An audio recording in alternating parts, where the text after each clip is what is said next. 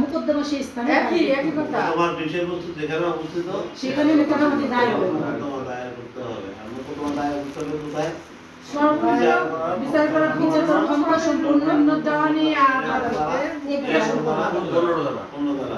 একজন বিবাদী মোকদ্দমা ট্রান্সফার করার ধারা কত?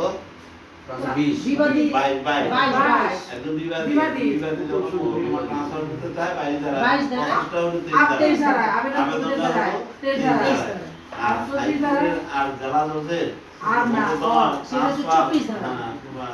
কত ধারা? 24 ধারা। 24 ধারায় হাইকোর্টের এবং জেলা জজ। এবং বা জেলা জজের হ্যাঁ মোকদ্দমা ট্রান্সফার বা উইথড্রর ক্ষমতা হলো 24 ধারা। ধারায়। আচ্ছা, তাহলে কোন মোকদ্দমার বিষয়বস্তু যদি দুটি একই জুরিডিকশনে আওতাধীন থাকে তখন মোকদ্দমা হবে কোথায়? যে কোনো আশেপাশে 17টা। আচ্ছা, গেল। এখন একজন দেওয়ানি আদালতের আর্থিক ইখতিয়ার কত? দেওয়ানি জজ কোথায়? 15 লক্ষ। 15 লক্ষ টাকা।